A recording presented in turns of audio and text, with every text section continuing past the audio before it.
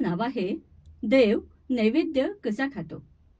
एका छोट्याशा गावात गणू नावाचा एक मुलगा राहत होता. गणू खूप हुशार होता, पण त्याहूनही तो जास्त जिज्ञासू होता. त्याला प्रत्येक गोष्टीमागचं कारण जाणून घ्यायचं असे. गावातल्या मंदिरात तो रोज संध्याकाळी आरतीला जायचा.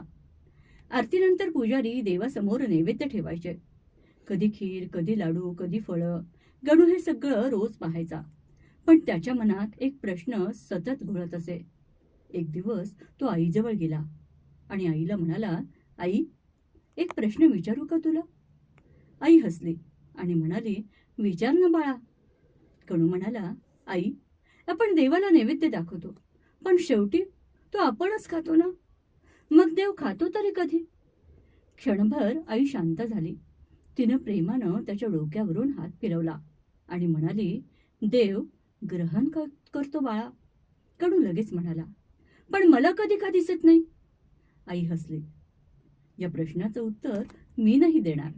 उद्या आजोबांसोबत मंदिरात जा, मग तुला कळेल." दुसऱ्या दिवशी गणू आजोबांसोबत मंदिरात गेला. त्या दिवशी मंदिरात विशेष पूजा होती. पुजाऱ्यांनी गरमागरम खीर देवासमोर ठेवली. खिरीचा सुगंध संपूर्ण मंदिरात दरवळला होता. गणू देवाच्या मूर्तीकडं एकटक पाहत होता. त्याला वाटलं, आज कदाचित देव खीर खातील. पण काही मिनिटं गेली. मूर्ती तशीच होती, खीरही तशीच होती. पूजा संपली आणि मग गणू मात्र नाराज झाला. तो आजोबांना म्हणाला, "पहा ना, देवानं काहीच खाल्लं नाही." आजोबा मंद हसले. ते म्हणाले, "गणू, तुला खिरीचा वास आला होता का?" "हो, आला होता." "मग तुझ्या तोंडाला पाणी सुटलं होतं का?" "हो, खूप तोंडाला पाणी सुटलं होतं." "खीर खाण्यापूर्वीच तुला तिचा आनंद मिळाला का?" "हो." "मग खीर आधी कुणी चाखली, जिभेनी की डोळ्यांनी?" गणू जरा विचारात पडला. थोड्या वेळानं म्हणाला, "डोळ्यांनी."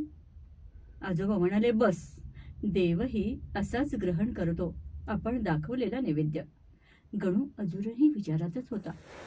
मग आजोबा पुढे म्हणाले, "शास्त्रात भगवान असं म्हणतात, नैवेद्यम पुरतो हस्तम चक्षुषा गुह्यते मया." म्हणजे भक्तानं समोर ठेवलेला नैवेद्य मी माझ्या दृष्टीनं ग्रहण करतो. गणू लक्षपूर्वक ऐकत होता.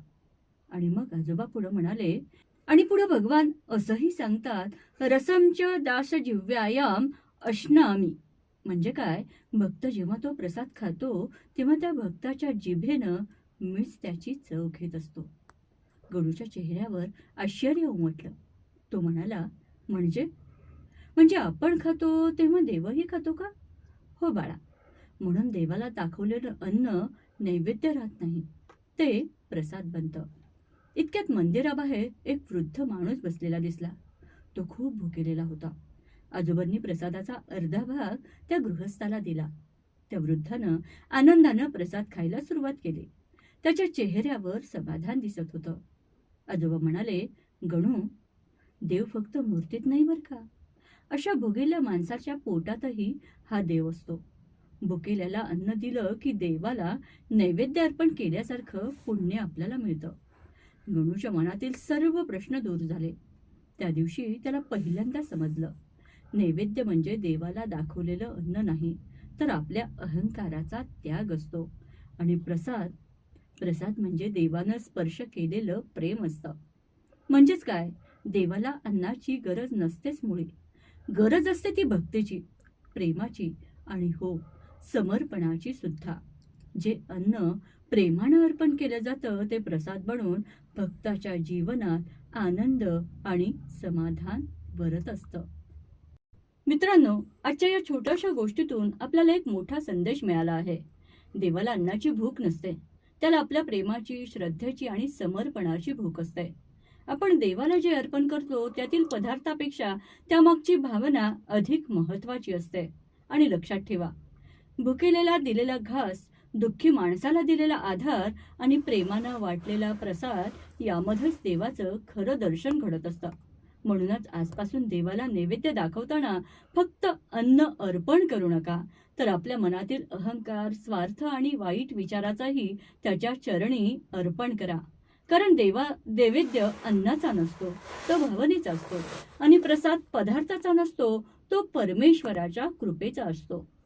रसिक श्रोते हो, ही गोष्ट तुम्हाला आवडली असेल तर व्हिडिओला लाईक करा, शेअर करा आणि अशा सुंदर बोधकथा ऐकण्यासाठी ओंजाळीतील शब्दफुले या चॅनलला सबस्क्राईब करायला विसरू नका.